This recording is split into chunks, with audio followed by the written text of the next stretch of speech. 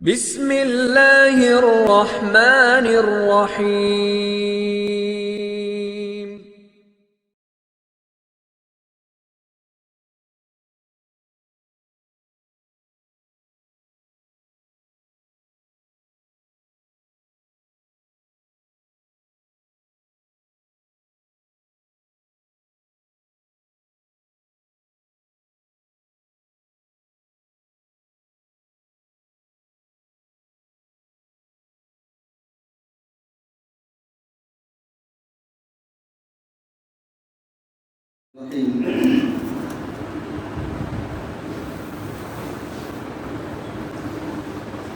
الحمدللہ رب العالمین والصلاة والسلام علی سید الانبیاء والمرسلین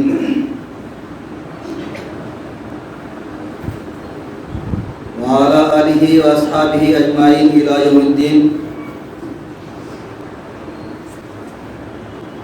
فاعوذ باللہ من الشیطان الرجیم، بسم اللہ الرحمن الرحیم۔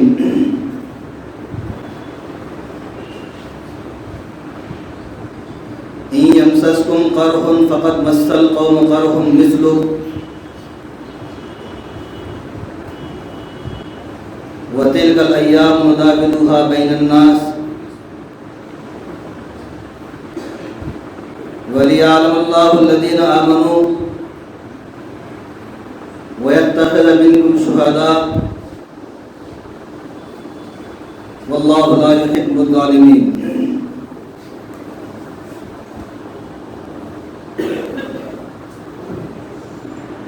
محترم بزرگوں، اللہ تبارک و تعالیٰ نے قرآن مجید کے اس آیت میں امت مسلمہ کو ایک اہم معاملے کی طرف، ایک اہم بات کی طرف متوجہ کیا ہے،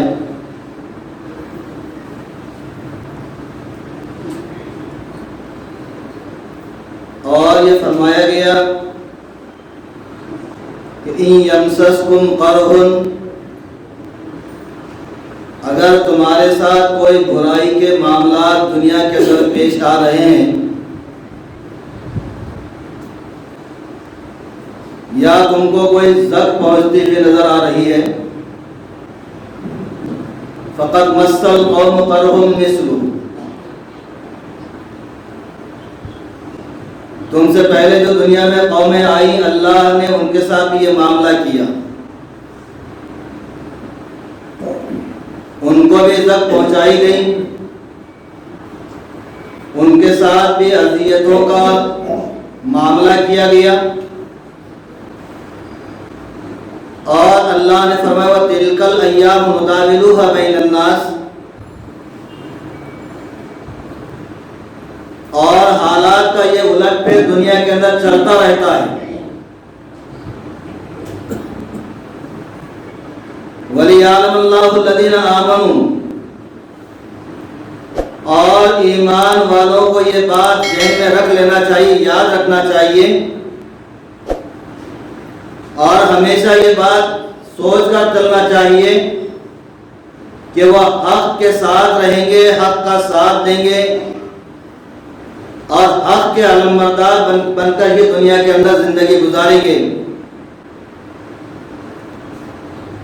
اور کفار اور مشرکین کو اپنے لیے گواہ کبھی نہ بنائیں گے، نہ ان کا ساتھ لیا جائے گا، نہ ہمارے معاملات میں ان کو کسی طرح گواہ بنایا جائے گا، نہ ہمارے معاملات میں ان کی مداخلت قبول کی جائے گی۔ واللہ لا يحب الظالمین، اللہ تبارک و تعالیٰ ظلم کرنے والوں کو کبھی برداشت نہیں کرتا۔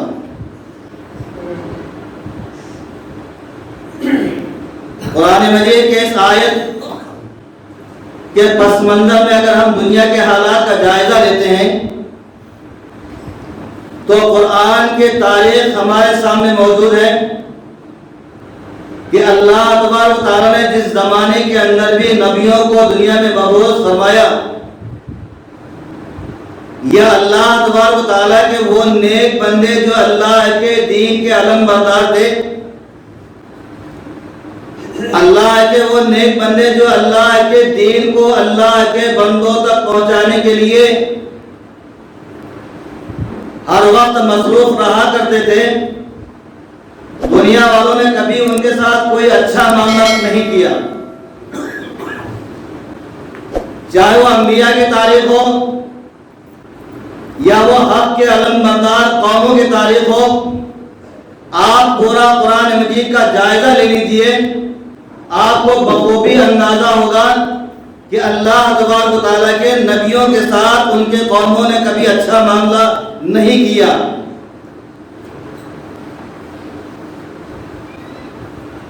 آپ حضرت ابراہیم کی تاریخ اٹھا کر دیکھ لیجئے، قوموں نے ان کو سر پر نہیں اٹھایا، بلکہ ان کے ساتھ ظلم کا وہ معاملہ کیا گیا جس کا تذکرہ قرآن مجید میں موجود ہے کہ ان کو آگ میں بھی ڈالا گیا، جس کو اللہ تبارک و تعالیٰ نے حکم دیا۔ قرآن مجید میں کہا گیا کہ قلنا یا نار کونی بردا وسلاما علی ابراہیم۔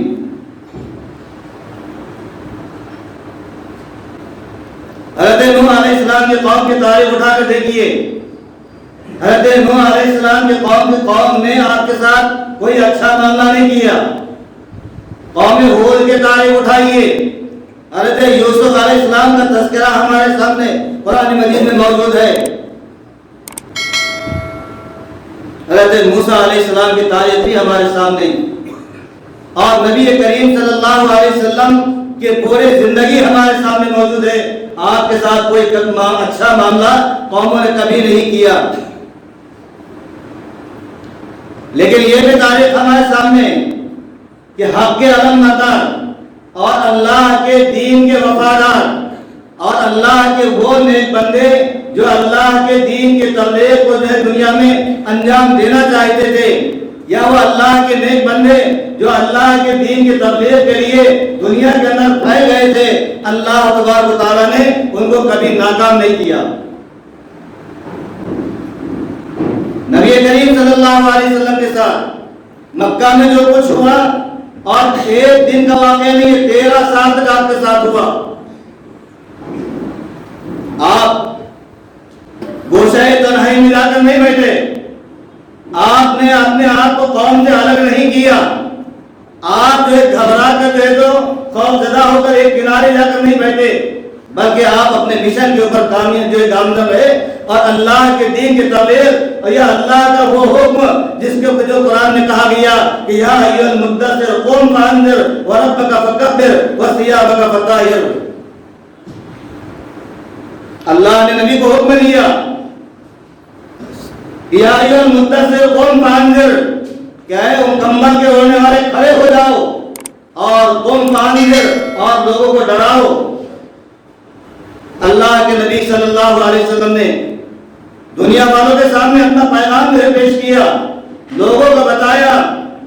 کہ اللہ تبارک و تعالیٰ نے مجھے جو ہے تو نبی بنا کر مبعوث فرمایا، اور یہ بات کا حکم دیا گیا کہ میں اللہ کا پیغام آپ لوگوں تک پہنچاؤں، اور اللہ کے دین کی جو ذمہ داری اللہ نے مجھ پر دی ہے، میں اس ذمہ داری کو پوری طرح انجام دینے کی کوشش کروں۔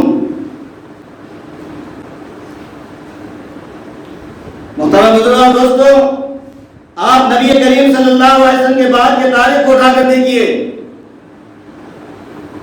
ہمارے صحابہ کی تاریخ ہمارے سامنے، تابعین کی تاریخ ہمارے سامنے ہے، بزرگوں کی تاریخ ہمارے سامنے ہے کہ وہ کبھی حق کو حق کے سربلندی کے لیے کبھی جو پیچھے نہیں ہٹے، حق کے لیے انہوں نے سب کچھ قربان کر دیا، وطن چھوڑا، کاروبار چھوڑ دیا، اپنی جائیدادوں سے دستبردار ہو گئے، لیکن حق کے لیے برابر آگے بڑھتے رہے۔ ہم اور آپ جانتے ہیں کہ اس ملک میں حضرت معین الدین چشتی رحمۃ اللہ علیہ کی تاریخ بہت زیادہ واضح ہے، اور انہوں نے دین کے لیے وہ سب کچھ قربان کر دیا جو اللہ تبارک و تعالیٰ نے ان کو عنایت کیا تھا۔ آپ اٹھائیے تاریخ، سجستان سے آپ نکلتے ہیں اور ہندوستان کا آپ رخ کر رہے ہیں، آپ کو ایک پیشکش ہو رہی ہے کہ آپ جو ہے تو ملک کے سنجر ہم آپ کو دیتے ہیں، آپ ملک کے سنجر کی حکمرانی کو قبول کر لیجیے، آپ یہاں رہیے، یہاں سے جانے کا ارادہ ترک کر لیجیے۔ حضرت معین الدین چشتی رحمۃ اللہ علیہ نے بڑا برجستہ جواب دیا اور کہا تھا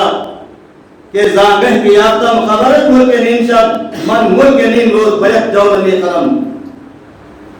نیمروز کی حکومت اور وہ سجستان کا تاج اور تخت اس کو ایک جو کے دانے کے بدلے میں خریدنے کی قیمت تیار نہیں. سب کچھ چھوڑا, کاروبار چھوڑ دیا, اپنی جائیداد چھوڑی اور اللہ کے حکم پر اور نبی کریم صلی اللہ علیہ وسلم کے دین کی اشاعت کے لیے اللہ کا یہ نیک بندہ اس سرزمین کے اوپر آیا. اور آیا تو کس حالت میں آیا؟ آپ اٹھائیے تاریخ. کیا تھا ان کے پاس؟ پہننے کے لیے صحیح لباس نہیں, اپنے جو ہے تو بچاؤ کے لیے کوئی اسباب نہیں ہے, ایک جھوپڑے کے اندر آ کر رہتا ہے اور اللہ کے دین کی تبلیغ کرتا ہے. محترم بزرگوں اور دوستو, جس سرزمین کے اوپر ہم رہتے ہیں یہ کفر اور شرک کی بڑی آماج تھی, کفر اور شرک کا بڑا مرکز بنا ہوا تھا. اللہ تبارک و تعالیٰ نے حالات کو جو ہے تو جائزہ لے, حالات کے مطابق کچھ اللہ نے اپنے نیک بندوں کو اٹھایا اور ان کو یہ حکم دیا گیا کہ وہ جنوب کا رخ اختیار کریں جہاں کفر اور شرک کا مرکز ہے اور جہاں شرک کی دعوت دی جاتی ہے, جہاں اسلام کو برداشت نہیں کیا جاتا. ملک کی راجدھانی تبدیل ہوئی اور تبدیل ہوئی تو یہ اعلان ہوا کہ 1000 مدارس میں جو علماء جو ہے یہاں 10 اور تدریس دے رہے ہیں دلی میں, یہ سارے جنوب کے اندر جائیں اور وہاں اللہ کے دین کی تبلیغ کریں. اور جو نہیں جائے گا ہم جبرن اس کو لے کر جائیں گے تاکہ اللہ کا دین وہاں پر زندہ ہو. اور اللہ کے ان بندوں نے اس علاقے میں آنے کے بعد اللہ کے دین کے تبلیغ کے لیے, اللہ کے دین کے نشر و اشاعت کے لیے اور خدا کے دین کو عام کرنے کے لیے اپنا سب کچھ قربان کر دیا. اٹھائیے آپ تاریخ دکن کو. محترم بزرگوں اور دوستو, قرآن میں یہی حکم ہم کو دیا گیا اور یہ کہا جا رہا ہے, اطمینان دلایا جا رہا ہے کہ حالات سے گھبرانے کی ہم کو ضرورت نہیں. اگر کوئی مصیبت آ رہی ہے, کوئی حالات ہمارے ساتھ پیش آ رہے ہیں تو یہ حالات پہلے بھی ہوئے اور ہوتے رہیں گے. ایمان والے کی ذمہ داری یہ ہے کہ اپنے ایمان کے اوپر استقامت کے ساتھ اور استقلال کے ساتھ میدان عمل میں اللہ کے دین کے تبلیغ کے لیے اپنے آپ کو وقف کرنے کے لیے تیار ہو. لیکن محترم بزرگوں اور دوستو, یہ بھی ایک حقیقت ہے کہ ما اصابکم من مصیبت فبما کسبت ایدی الناس. قرآن یہ اعلان کر رہا ہے کہ کوئی مصیبت اگر تمہارے اوپر آ رہی ہے اور تم دین کے علمبردار ہو, دین کے دعوت دینے والے ہو اور دین کے جو ہے تو تمہارا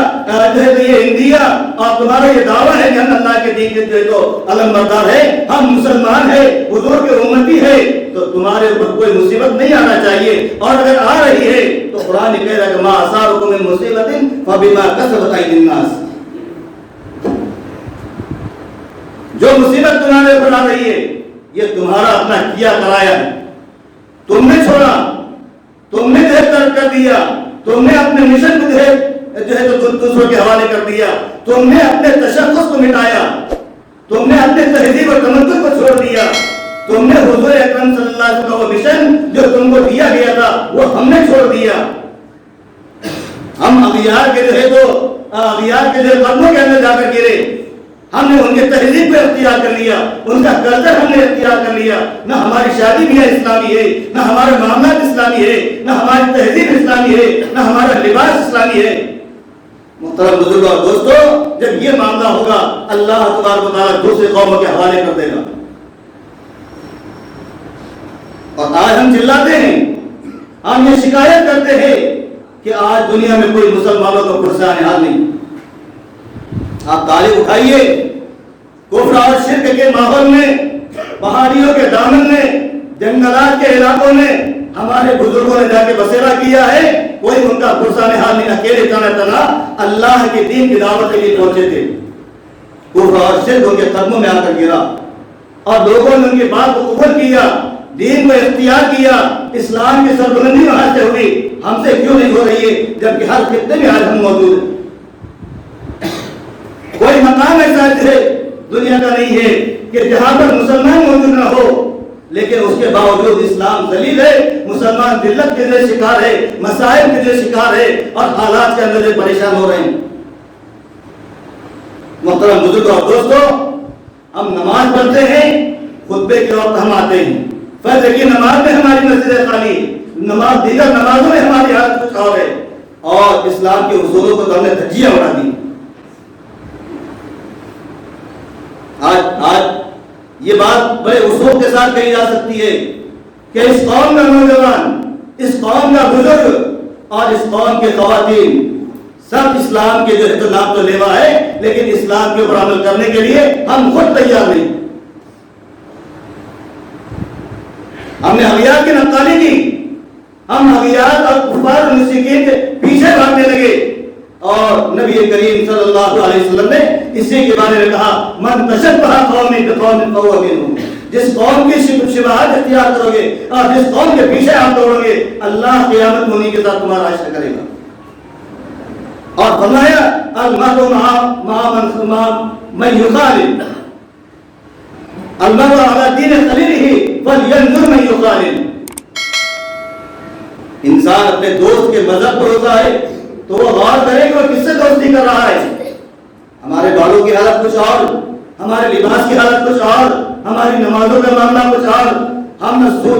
دینے سے بچتے ہیں، اور نشے کی حالت تو آج ہمارے جو تو سماج میں اتنی گھر گھر کر رہی کہ آج ہمارے بیشتر نوجوان راتوں میں نشہ کرنے لگے۔ یہاں ہم کو حکم دیا گیا انما الخمر والمیسر والانصاب والازلام رجس من عمل الشیطان، یہ سارے شیطانی کام ہے، اور وہی شیطانی کام ہم بھی کرتے ہیں۔ ہماری خواتین بے پردہ، ہماری خواتین کو علم نہیں ہے، اور سب سے بڑی افسوسناک بات یہ ہے کہ آج مسلمان خود آپس میں لڑ رہے ہیں۔ ہم ایک دوسرے کے ساتھ ہے تو مل کر رہنے کے لیے تیار نہیں، ہم ایک دوسرے کے گریبان پکڑے ہوئے، جماعتوں کا گریبان ہم نے پکڑ لیا اور ہم لڑ رہے ہیں۔ یہی وجہ ہے کہ اسلام کا وہ قلعہ اور اس وہ سرزمین جہاں سے اسلام کو دنیا کے اندر پھیلا، آج وہ کفر اور شرک کا مرکز بنتا ہوا جا رہا ہے، اور اسلام کے اوپر حق وہاں سے بول رہا ہے۔ بزرگوں اور دوستوں، لیکن میں آپ کو ایک خوشخبری سناتا ہوں، اور آپ کو یہ بشارت بھی دی جا رہی ہے کہ 1000 سال کے بعد اللہ تبارک و تعالیٰ نے مذہب اسلام کی قیادت اس ملک ہندوستان کو عطا کر دی ہے۔ 1000 سال تک علماء وہاں سے آتے رہے، اور 1000 سال کے بعد یہاں کے علماء نے وہاں جا کے تبلیغ کی جہاں سے دین نکلا تھا۔ 1000 سال کے بعد یہاں کے علماء نے وہاں کے لوگوں کو دین سکھایا، وہاں دین کی تبلیغ کی، اور وہاں دین کو فروغ دیا۔ اللہ کا فضل ہے، اس سرزمین کے اوپر ہم رہتے ہیں، لیکن ہم کو سوچنا بھی تو چاہیے کہ اگر ہمیں مشن چھوڑ دیا تو کہیں اللہ تبارک و تعالیٰ وہ ذمہ داری ہم سے چھین نہ لے۔ چھینی بھی جا سکتی ہے، اگر ناقدری کریں گے اللہ تبارک و تعالیٰ چھین لے گا۔ نعمتوں کی قدر جب کی جائے گی نعمتوں میں اضافہ ہوگا، اور نعمتوں کے ساتھ ناقدری کی جائے گی نعمتیں چھینی جائے گی۔ لئن شکرتم لأزیدنکم ولئن کفرتم ان عذابی لشدید، قرآن کہہ رہا ہے نعمتیں ہم نے دی ہے تم کو، اسلام کی نعمت، ایمان کی دولت، اور نبی کریم صلی اللہ علیہ وسلم کی امتی ہونے کی جو ہے تو جو بشارت اور امتی ہونے کا جو تمغہ آپ کو دیا گیا ہے۔ اب اس کے اوپر آپ کا کام یہ شکر ادا کرو، اور اللہ نے کہا کہ لئن شکرتم لأزیدنکم، شکر کرو گے تو آپ ملے گا، وَلَئِن كَفَرْتُمْ إِنَّ عَذَابِي لَشَدِيدٌ، اور ناشکری کریں گے اللہ جو ہے وہ بھی چھین لے گا۔ یہ ملک جو کفر اور شرک کا جو مرکز تھا، ایک خاتون کی بنیاد پر اللہ نے اسلام کو یہاں پہنچایا، ایک خاتون کی بنیاد پر، کافر بادشاہ کی بیوی کی بنیاد پر اللہ نے دین کو یہاں پہنچایا۔ محمد بن قاسم آیا تھا مسلمان خواتین کو رہا کروانے کے لیے، ایک کافر خاتون نے اس کی رہنمائی کی، بادشاہ کا دربار بتا دیا کہ یہ ظالم یہاں پر رہتا ہے، اور ایک وقت وہ بھی آیا کہ وہ خاتون اسلام قبول کرتی ہے، اور بادشاہ جو مسلمانوں کے قافلے کے امیر کی رہنمائی کرتی ہے، اور دین اسلام ہندوستان میں پھیل جاتا ہے۔ آج ہم بہت بڑی تعداد میں ہیں، ہمارے دیہی علاقوں کے حالت ہمارے سامنے، ہمارے شہری علاقوں کے حالت ہمارے سامنے، ہمارے محلوں کی حالت ہمارے سامنے۔ کوئی امتیاز اور کوئی شناخت ہماری باقی نہیں رہی، ہمارا تشدد باقی نہیں رہا، ہمارا مذہب طور پہ لگ گیا، ہماری عبادت گاہ نشانے پر ہے۔ دوستو، اللہ تبارک و تعالیٰ نے ان قرآن کی آیتوں میں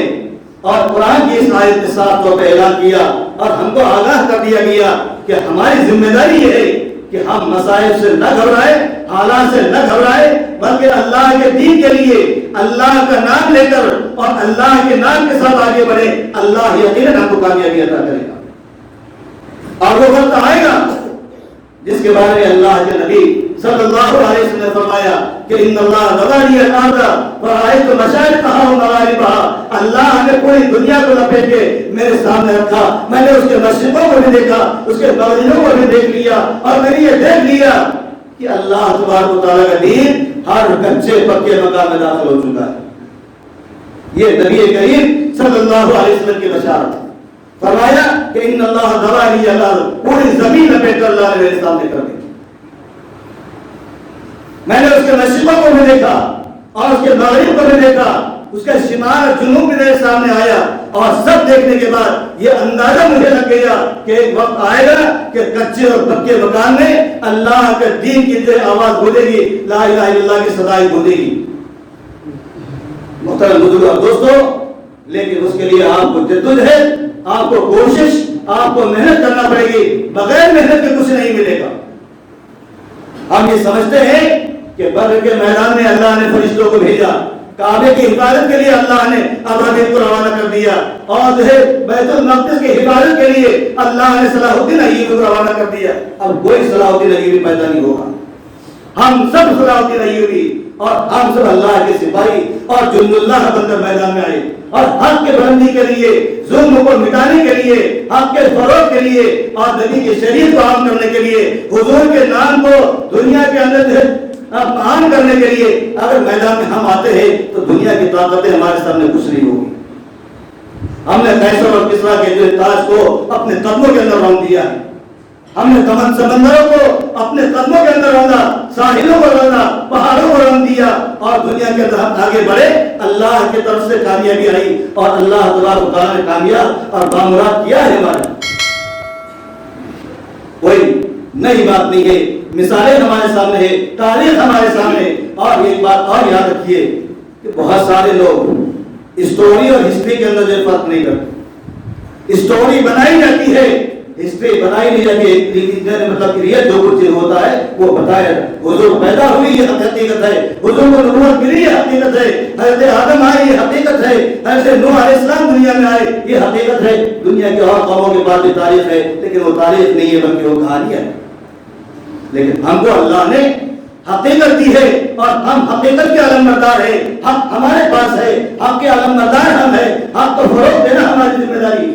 اور اللہ کے پیغام کے علمبردار ہم ہیں تو اللہ کے پیغام کو پہنچانا بھی ہماری ذمہ داری۔ محترم بزرگ اور دوستو، یہ چند وہ باتیں ہیں اور یہ وہ چند اہم گزارشات ہیں جو آج ہر مسلمان کے ذہن میں اور ہمارے ذہن میں رہنا چاہیے کہ ہم اللہ کے دین کے علمبردار ہیں۔ ہم نے کلمہ طیبہ لا الہ الا اللہ کا اقرار کیا ہے، ہم نے یہ اقرار کیا ہے کہ محمد رسول اللہ صلی اللہ علیہ وسلم امتی ہے، ہمارا یہ اقرار ہے، اور ہم نے اس بات پر رضامندی اظہار کیا کہ رضیت باللہ ربا، اللہ کو میں نے رب مان لیا، وہ بھی محمد صلی اللہ علیہ وسلم، وہ بھی اسلام دینا، اسلام میرا مذہب ہے، وہ بھی محمد صلی اللہ علیہ وسلم نبی رسولہ، اور محمد صلی اللہ علیہ وسلم ہمارے نبی اور رسول۔ یہ ہم نے اقرار کر لیا ہے، ہم نے اظہار بھی کیا ہے، اعلان بھی کیا ہے، اور اعلان کر بھی رہے ہیں، تو اس کا اظہار عملی طور پر دنیا والوں کے سامنے آنا چاہیے۔ اللہ تعالیٰ سے دعا فرمائیے کہ اللہ تبارک و تعالیٰ ان چند باتوں پر ہمیں عمل کرنے کی توفیق عطا فرمائے۔ وآخر دعوانا الحمدللہ رب العالمین۔